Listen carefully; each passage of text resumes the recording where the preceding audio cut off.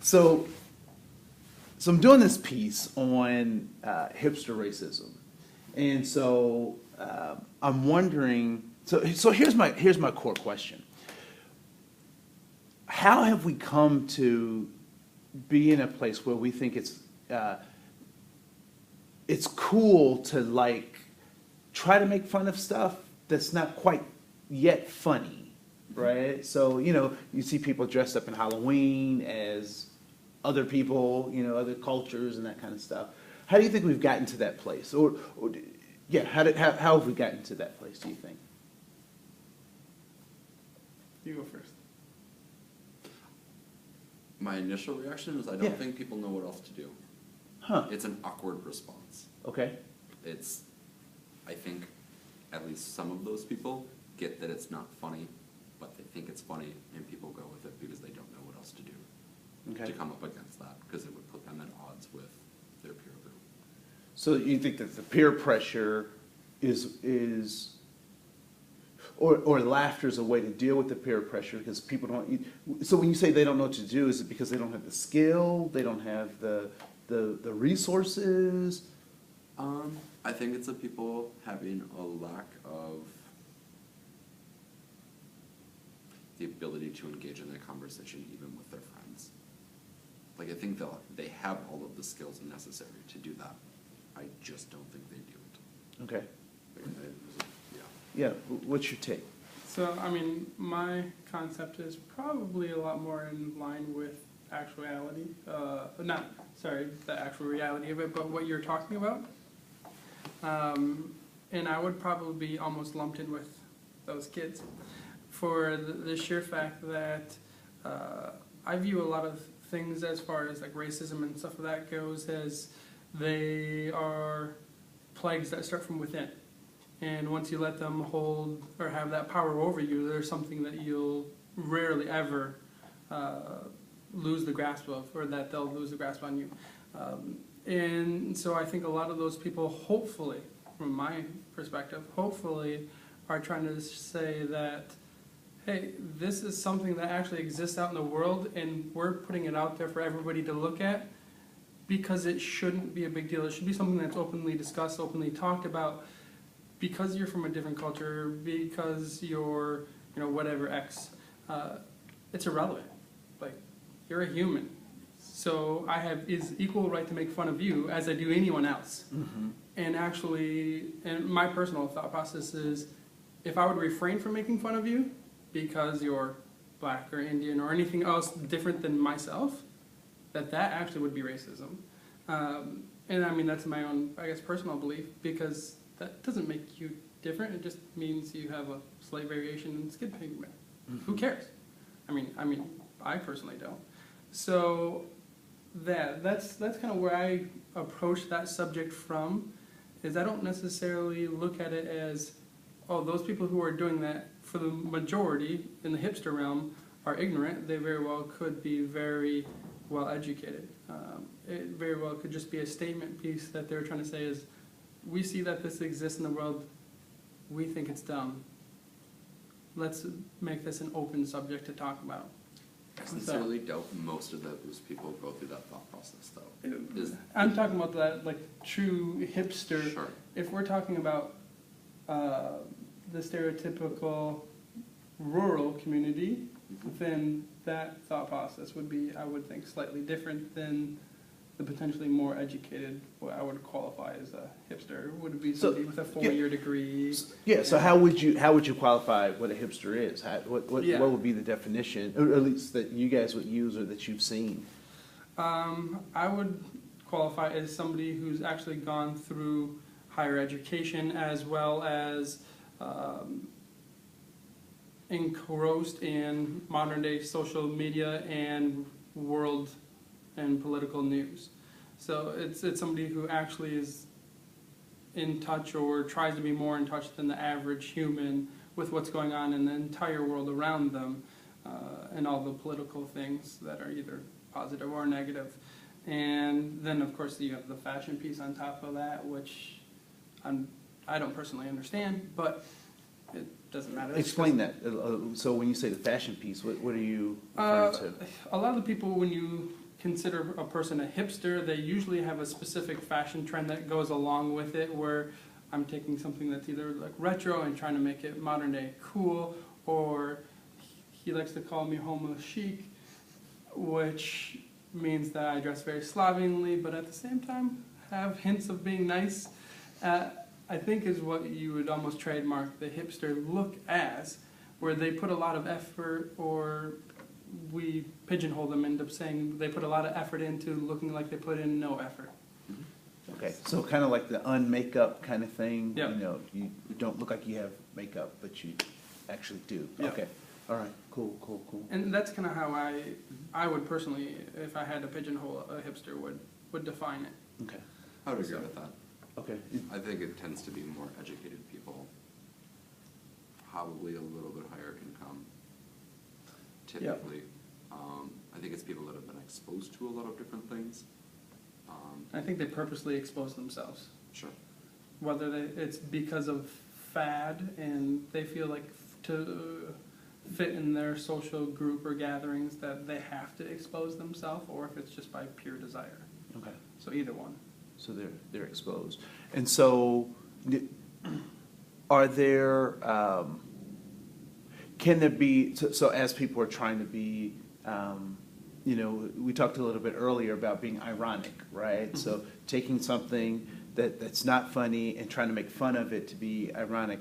Are there some pitfalls that people can sometimes fall into, or traps that they can fall into, where their irony actually re-stimulates hurt that people have, or those kinds of things? Have you seen? Yeah, That- for sure. Personally, I mean, I've seen that where very shortly after the Boston bombings from the marathon, somebody dressed up as a marathon victim, and it was still so fresh that like they just got bombarded with hate mail. They basically got fired from their position at work. You know, the backlash of it was quite severe for that girl. And I mean, that's just one very concrete episode of it.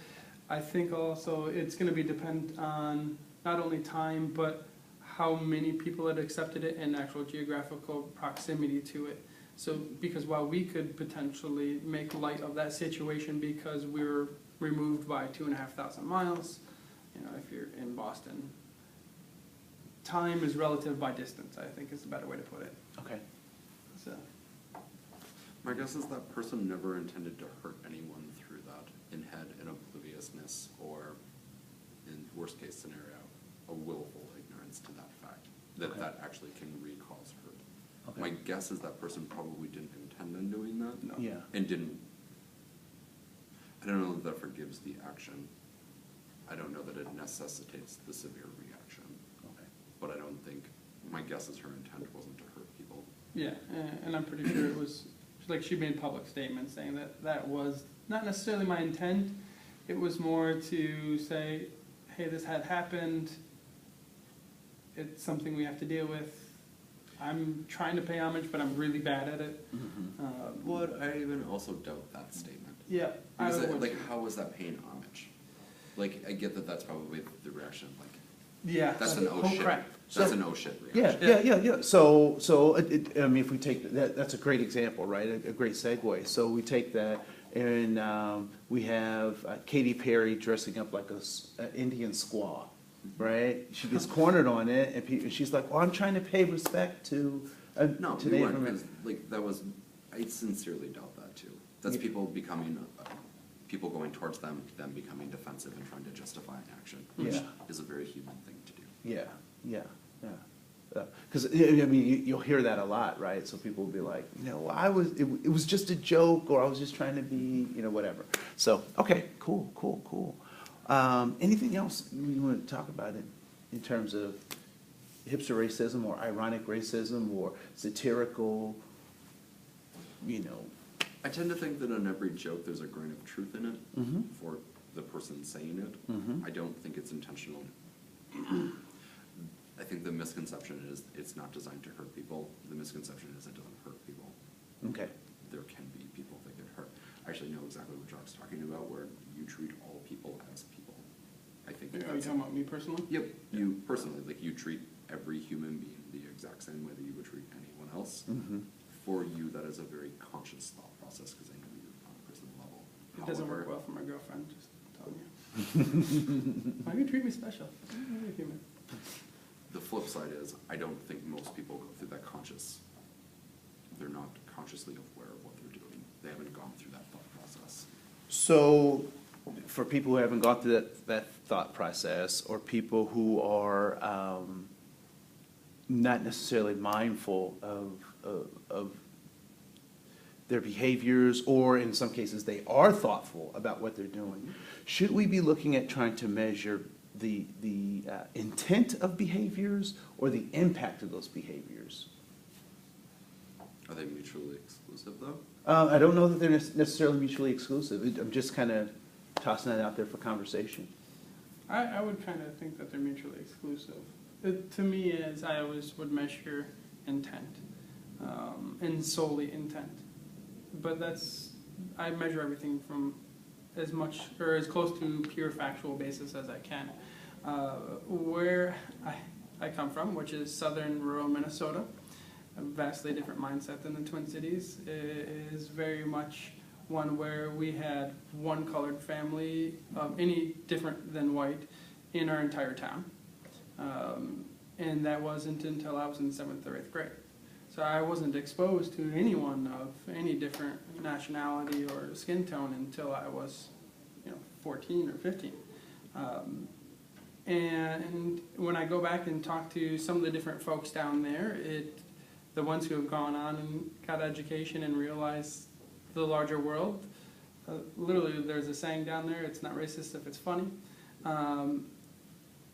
And for certain groups of people, that's actually accurate. Like, they're not actually being racist. They're making light of differences that we have, but the intention isn't, like, there's no ill will towards the different race or, nationality, whatever you'd like to call it, because they all view them as equals. But there is the different sect, basically across the road, who could say the same thing, and the actual intent is to inflict harm and show superiority. And it's just almost honestly what the parenting style was from those children growing up in the values that they were taught about, hey, is there different levels of people? Mm-hmm. And I guess in my current household it was very much, no, that's a really dumb fallacy that's out there. But half my grade was the exact opposite, where no, there's a reason those people are called Mexicans. So it's. But I think when you start thinking of when the world would be a better place, that didn't exist, and then the intent, I think, stops mattering as much. I think when I talk to an individual, it's much easier on an individual level to measure intent, and I can have empathy for an individual. When it's a group of people, I think that becomes much harder. Mm-hmm. It's true. I think and when the more educated probably group of my peers down there makes jokes, it's on an individual, probably it's closer to an individual basis. Sure. Versus saying a generalized joke towards a creed. I can think of one very specific instance where it was a joke, and it was a specific joke at a person, and which wasn't necessarily meant to be like, oh haha, we're making fun of you because you're black. It was like, literally, we're at my friend Chad's house, and it was all dark, and we were there for probably 20 minutes or 30 minutes, and somebody came over and was like, hey, I didn't see you here. That was a direct joke at his skin color, but it's not because you're black, you're lesser than us, or because you have black skin, you're lesser than us. It was literally, you match the color of the night tonight. So then I think going back to the original question is, doesn't people tend to use that, and then it inflicts harm, and therefore intent stops mattering? I don't know. No, it's. In that case, obviously, he's friends with us. Sure. Still friends with us. He makes jokes just as bad back. Mm-hmm. If it was a bright day out, he'd be like, oh, I can't see you. that's just us picking on each other's differences, and it is definitely tailored towards individuals, I guess, the more I think about the things of that accord. So, I'm not sure if that answers any questions. Yeah, so, well, Or- it just goes back to Broadcast my more original, questions. my original question, which was, how do you measure intent? Can you measure intent, or should we be looking at measuring impact? Right, so, There's not gonna, anytime I think that there's an abstract concept, there's no clear way to define what it is then. Like, I can't measure your intent. I can know that on a human and very interaction level, your intent is to teach people. You do this, you have all this training in these things, and you intend to give that knowledge to other people. yeah, I don't think that there's a 100% perfect way to measure intent. It can't be done. I think there are tools that help get people closer, but you can't measure what my internal intent is. And I think even going beyond that, a person isn't always self-aware or self-knowledgeable to know what their intent is, even before doing something. So trying to figure out what that is going out is nearly impossible. okay. Same with impact, because it's how one thing impacts an individual. You could probably figure out over time what impacts a larger group. It becomes more and more subjective, which I think makes it even more difficult. Okay. Well, that was a non-answer. Yeah, no, it was great. It's a great answer. I mean, you know, so one of the things that I know that I do as an affirmative action officer is that, and what the law says is that we measure impact. We don't measure intent because of all those things that you just said. However, impact can be measured. And so if I, or let me back up and say not necessarily measured, but it can be quantified, right? So, you know,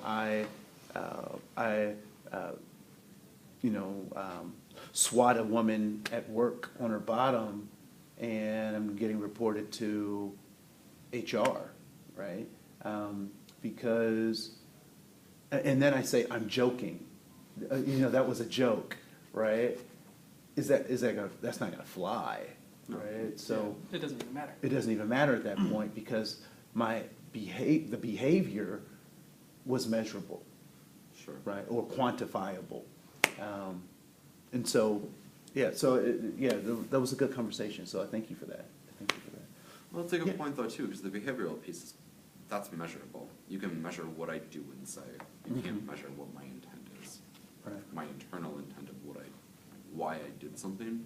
I think that's really difficult to measure. But if I slap someone on the butt, that's actually pretty definable. I did this on this day at this time. The reason for it is, in that case, is easily, obviously, largely irrelevant. It doesn't matter. Yeah, which is why I was asking earlier around intent versus, in terms of, someone giving an ironic joke or that kind of thing. So how much does intent play and how much does impact matter and that stuff? So, yeah. Do you guys have any other thoughts? Well, I think that argument probably is the difference between our just different mindsets of you being a therapist and me being whatever that I am, where I'm grounded so hardly in facts that I don't look at feelings necessarily very much. Because, I mean, honestly, my personality is, your feelings are yours, you get to decide them for yourself. Here's my facts, which would include my intent as part of my factual data when I'm delivering a message. And so I think no matter what the answer is, it's going to be wrong. Because it's only going to be applicable to half the people. Yeah, and I think even in the instance of, personally, in the instance of slapping a woman on the butt, depending on your personal relationships between the two people, the intent there does matter. Because it very well could be that you guys have had a dynamic which would be conducive to that, and then one day somebody decides that that dynamic should have shifted. Your intent was to continue to play out that because you knew no different. And so you believe that was what was expected of you, you believe that's the path you should follow, obviously the impact there is different, and the impact should lead to corrective behavior of saying, nope, this dynamic between us has shifted, this should not happen again. However, to me, the intent is huge, because that will tell us, hey, was there already a system in place that led to this behavior, or was it something that was developmentally different in this person, which we need to look at how we're going to correct it. So, if that makes sense. Yeah. It's more about the path to correction is going to be different depending on why the intent, or what the intent was. Still think though that implies that there is a path to corrective action. Yeah. I think that's inherent in what you're saying, where I don't believe that that is true for everyone when they do such things. Yeah, I'm not going to articulate that super well. Yeah, no, it's good, it's good, it's good. Yeah. Well, cool, thank you so much, I appreciate your conversation. So,